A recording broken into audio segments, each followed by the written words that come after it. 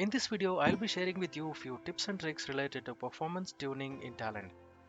So for today's session, I'll be talking about the 6 different types of performance tuning.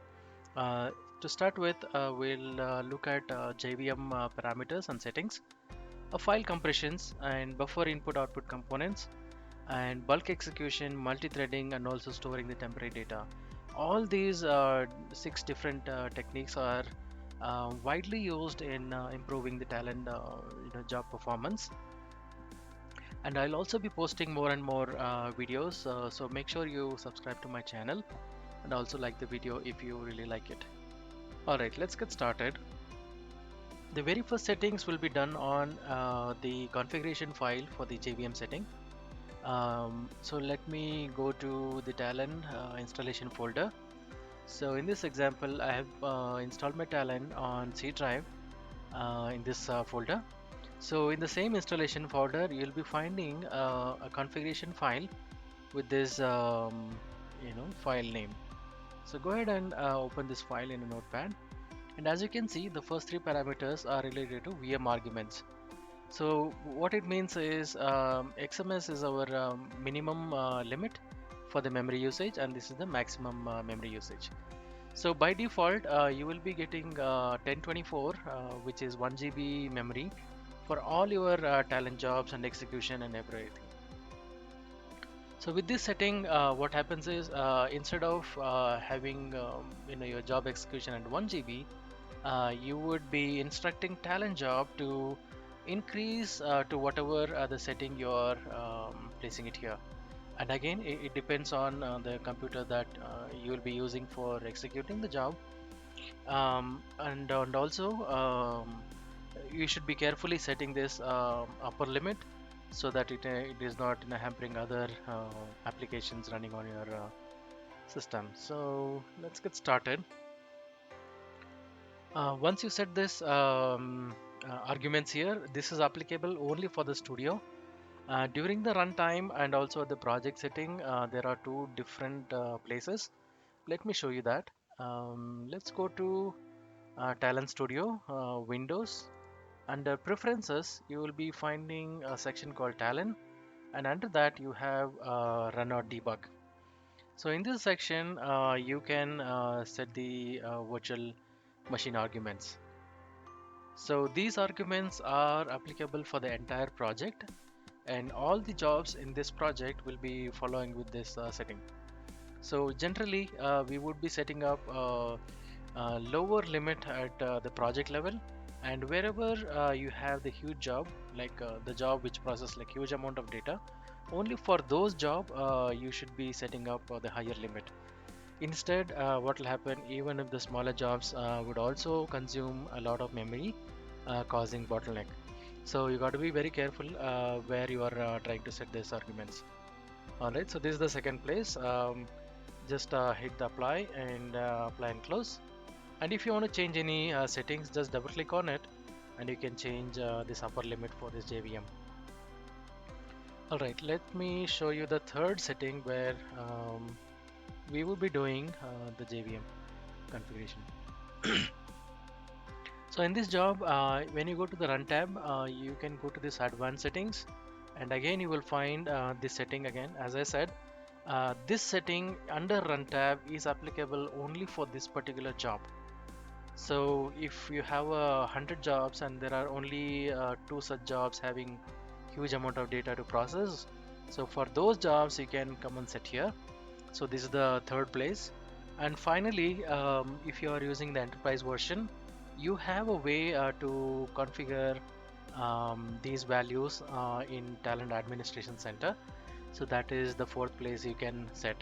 So based on your need and the type of the job and volume of data you're processing, you should be setting up these parameters. And also, as we are increasing the upper limit for the Talend job execution, the Talend is going to consume more memory, but your job processing would be much faster.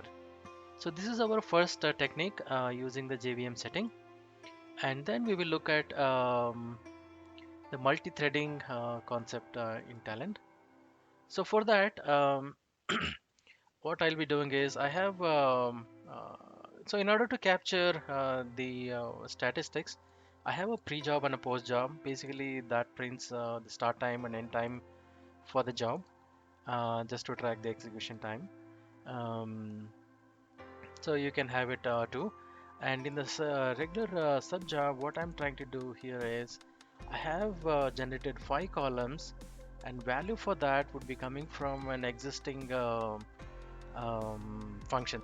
As you can see, for each of the fields, I'm making use of the function called first name, last name, and get city, state, and things like that. And if you look at here, so in order to test any performance, it's always preferred to do it on a higher volume of data. So I am trying to generate 10 million records from this row generator component. So trust me, this component is really helpful when you are performing any benchmarking or coming up with some fix. So make use of this component and test this out.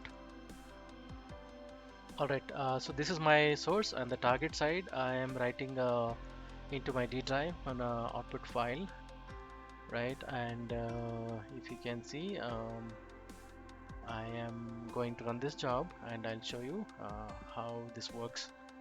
All right, so this particular test is without the multi-threading um, option set. So let me go ahead and run the job. All right, I'll go to the run tab and basic run, and then we click on the run. As you can see, the job has started, and let's see. And also you have a shortcut to run the job, like F6, so you can use that for executing the job as well. So as you can see, the job is now running. It is successfully written 10 million records in just 15 seconds, and these numbers really depends on the total capacity on your computer where you will be running. If it is a local, then it really depends on the total memory available, applications and things like that. And if you are running on server side, which is more powerful, and also you have multi-threading and all, so that is a different story altogether.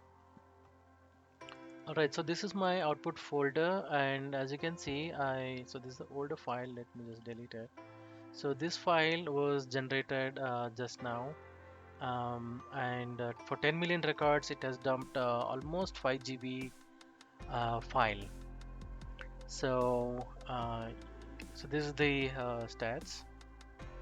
Alright, I'll go back to the talent job. In order to conduct another test, what I will do is I'll take the exact replica of the same job, and I will show you without multi-threading how it works, and then we will move on to enabling the multi-threading and then checking it again. So again, I'm generating a set of 10 million records, and this time I'll write it into bulk file CSV2. Alright, so I have not enabled the multi-threading.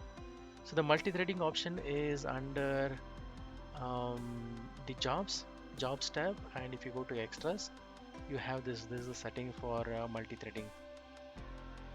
All right, let me run this before enabling that option to show you how it works. So when you run a job with multiple flows in a job, as you can see, the first pipeline has started reading and writing data. The second one is really waiting. So if you have a huge file and limited resources, then what would happen is the execution time would be doubled, right? So now the second pipeline has started, and if you have like 10 to 15 different flows in your job, that slows down a lot. So that impacts the overall performance of the total job. So in order to address this issue, we have a common settings in jobs tab under extras, right? And let's go ahead and enable this option. This is the multi-threading. Okay, I have enabled the multi-threading option, and I'm going to run this job. And also, just to give a bit of background, multi-threading on your local computer might not be very efficient because it depends on the CPU capacity and whether that CPU is enabled for multi-threading or not, whether it is a powerful or not. So there are various factors impact the total execution duration here. So in order to determine the proper benefit or increase in the performance, this should be done on a proper server wherein you have a proper CPUs with multi-threading capabilities. Only then you'll be able to see better results.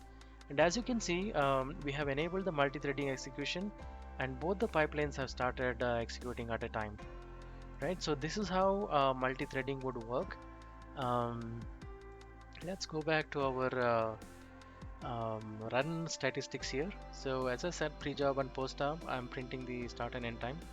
So this particular job has started executing at 10:24, 39 seconds, and it has completed under a minute. If you can carefully observe, it is about 48 seconds. In 48 seconds, it has loaded 20 million records, which is a great improve in the performance. And if you see, the new file is also generated, a bulk file 1 and bulk file 2, each of 5 GB. Alright, so now we can see second technique, which is the multi-threading. Now we'll move on to the third one, which is the file and compression. So what happens is, let's say if you want to move this file to a different FTP zone, or if you want to upload these files to S3 or any other Hadoop systems, or wherever it is, right? Wherever you are transferring this huge amount of file across the network, it takes really lot of bandwidth, and there's going to be a lot of IO and reads happening, data transfers happening between systems. So in order to improve that part, we have an option called so this is applicable for all the file output delimited component. So there is a section called compress as zip file. So let's see, let's go ahead and make a check mark here, compress zip file on both the pipeline. All right, now I'm going to save this job and run it. So as you can see, in the previous run we have generated each file of size 4.8 sorry, it's yeah, 4.8 GB worth of file, so totaling around 9 GB.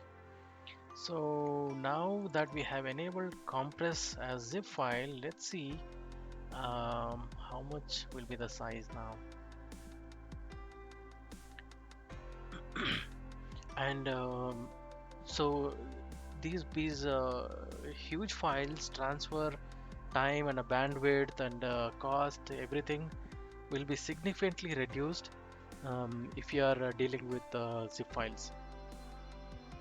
And also if you are working with any JSON output or XML output or any other format output, so this particular option is not available. Compress as zip file is not available. It is applicable only for the file output delimited. But the good thing is we have other components available in Talend that can take care of archiving the file, compressing the file, and then transmitting it and also unzipping it. So for that, you can go to the palette and just type in file archive. Alright, so as you can see, there is a component called file archive. Let me bring this to my job design area.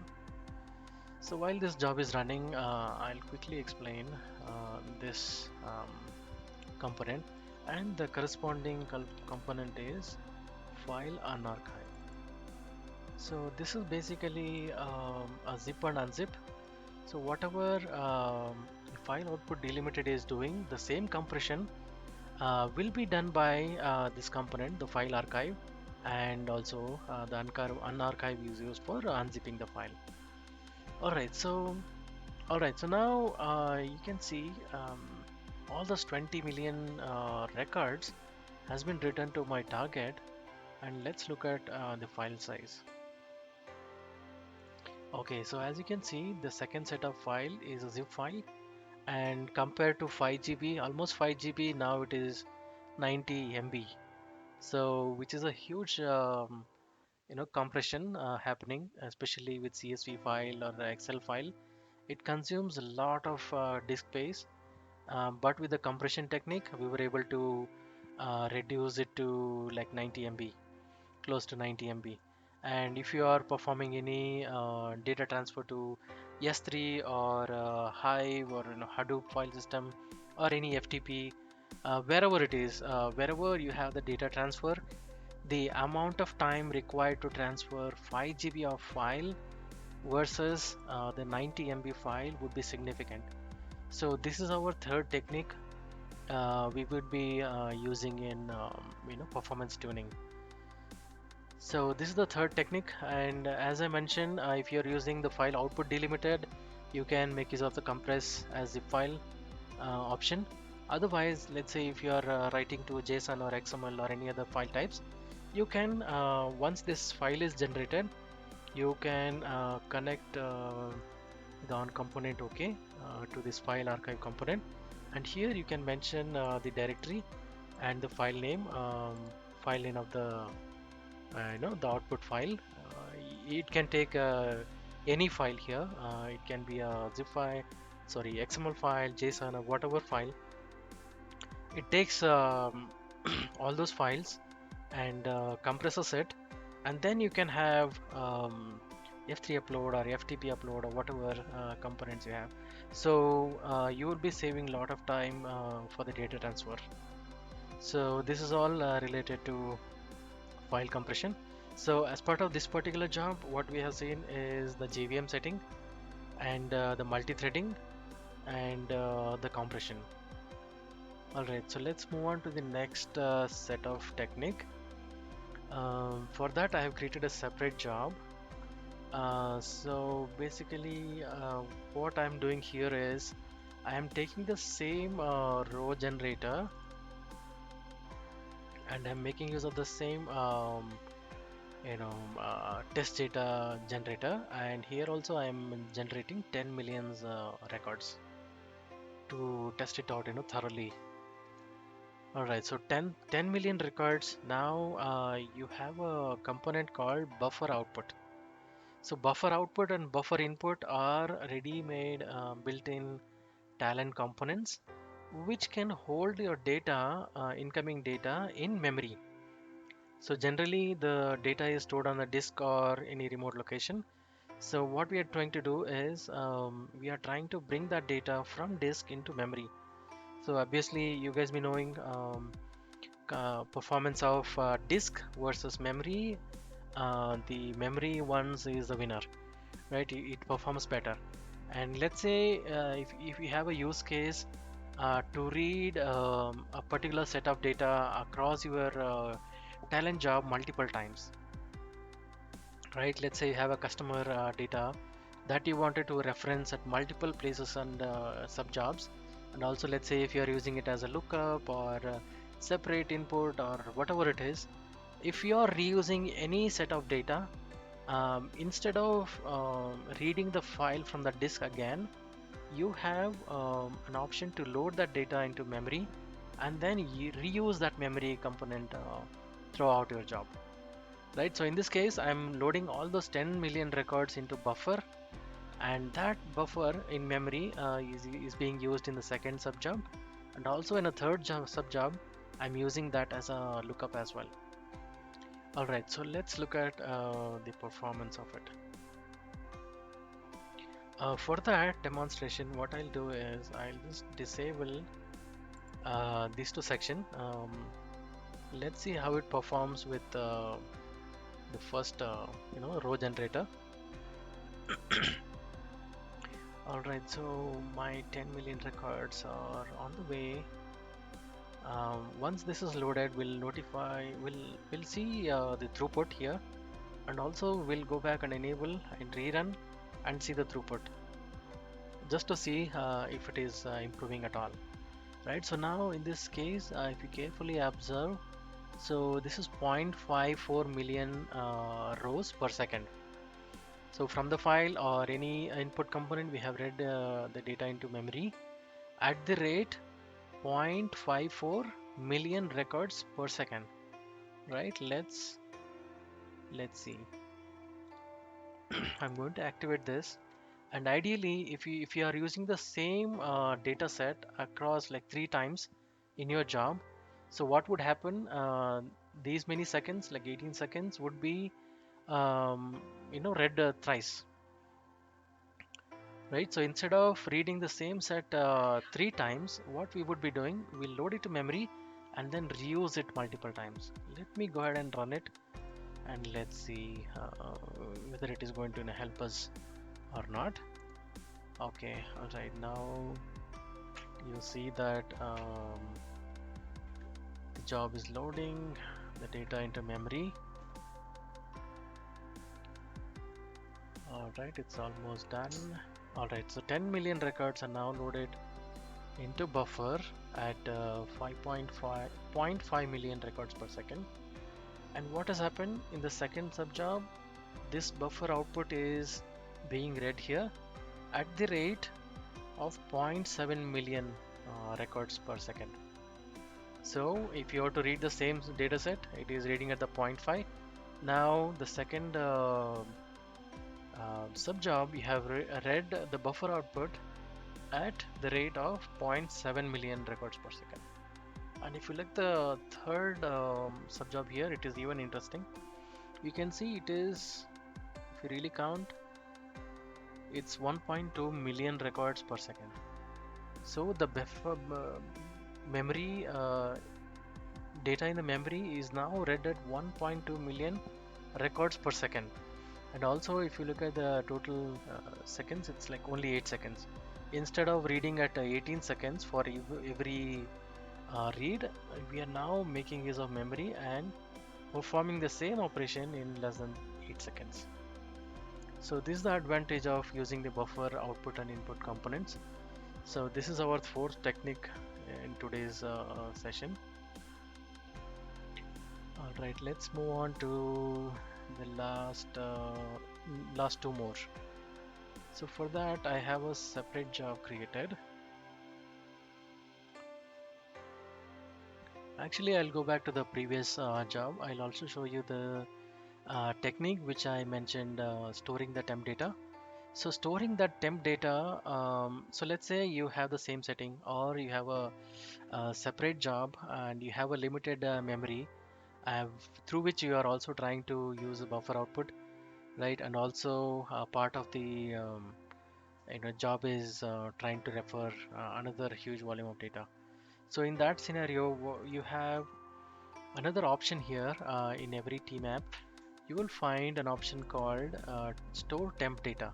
So by default, you will have this option as false, which means once this is loaded in memory, this will not be returned back to the disk.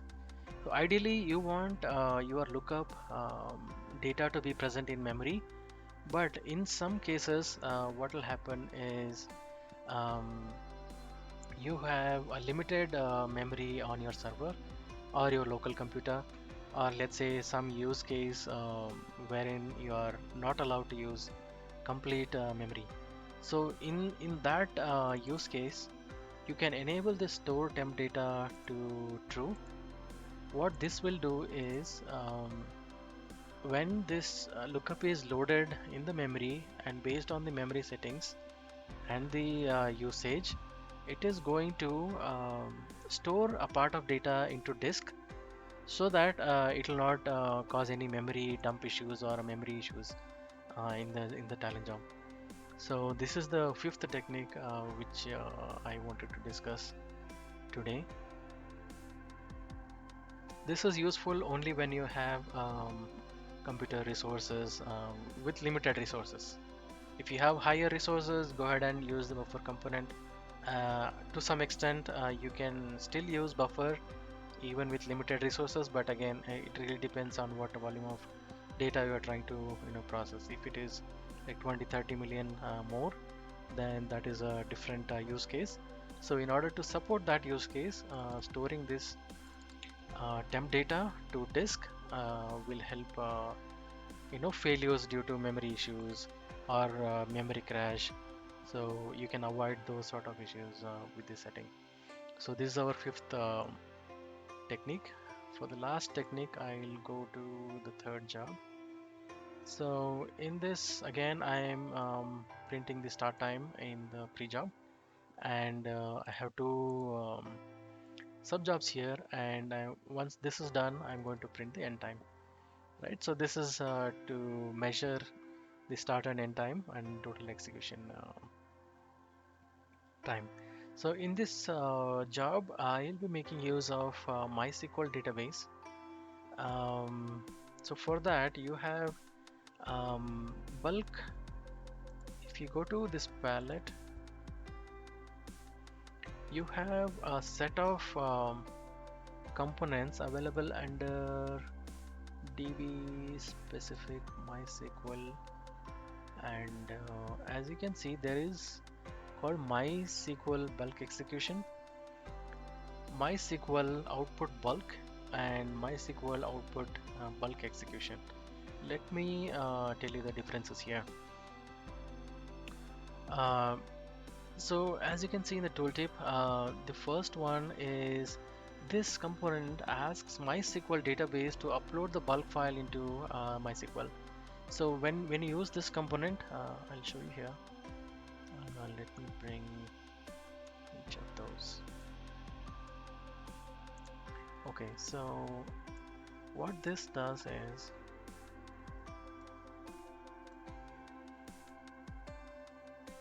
the difference is the DB output bulk component will only generate the output file that is compatible with MySQL bulk upload, right? It takes input component, input record. So if I were to load this, so let's say this is my input.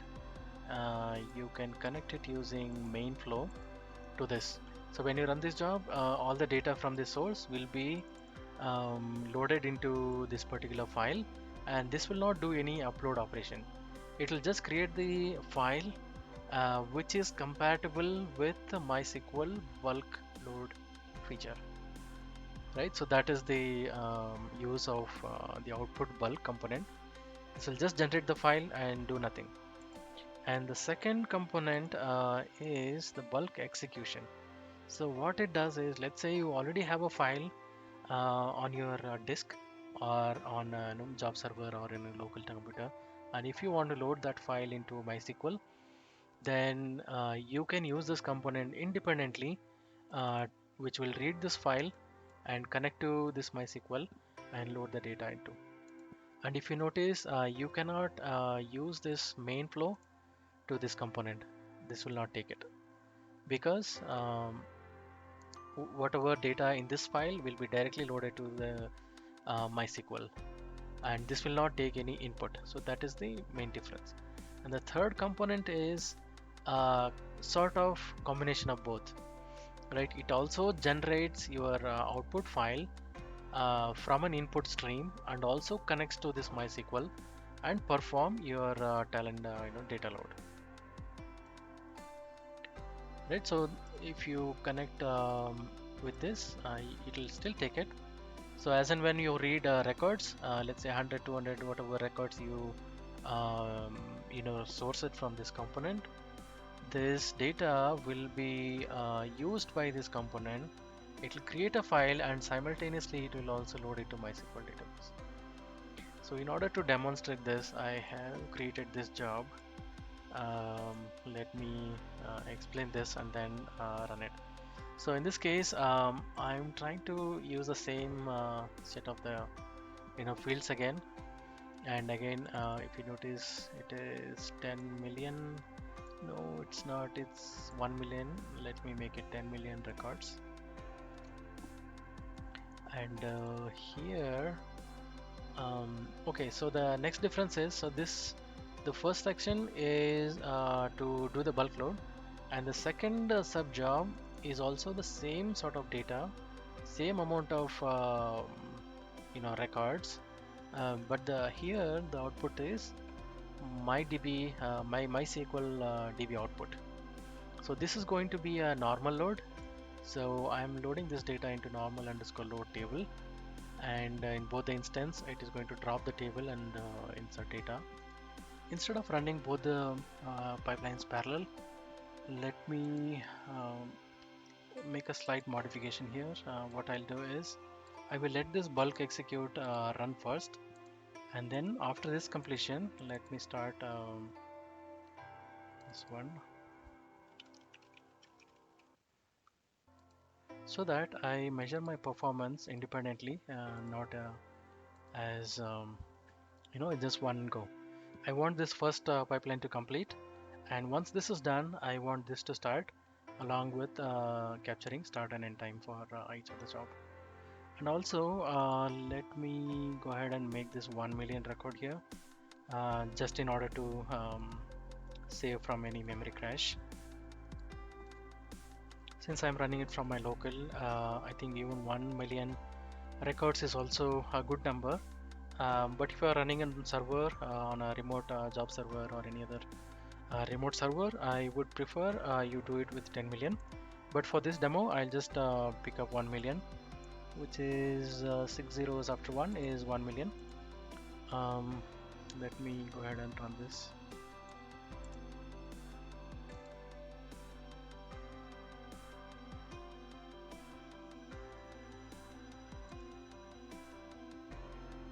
Alright, so first our 1 million record is already loaded in a file, and then the bulk execution is now going on. I'm going to pause this video for a few minutes here until this entire load is done. Alright, our bulk load is complete. Now this is progressing. I'm going to pause for a few more minutes here. Alright, I'm back. So the second data pipeline is almost done. We had done almost 0.99 million, and there are only a few more thousands left. So we can just give it one more minute. Alright, so this was done. As you can see, the file load from the bulk execution was done under 4 seconds. And of course, the load to MySQL database has taken from the statistics, let's see, our pre-job start time is around 1 o'clock and 1 o'clock 1:39, and finished at 42, which is close to 3 minutes. And the normal load has started at 1:42 and ended at 59, so which is almost 17 minutes, right? So this is 3 minutes and then the 17 minutes. The bottom line is the bulk execution is much faster than the regular load. On the database, let's take a count, and as you can see, this has loaded already 1 million records. And also one thing I forgot to mention, before you do any bulk load using the bulk load execution component, your database should be set with this global variable local in file equals to 1, and this can be this load file can be used.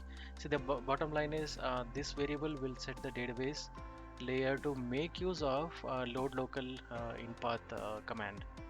So that's how Talend will be able to do this load much faster. Yeah, that's all for today's sessions. We have seen several performance tuning aspects today.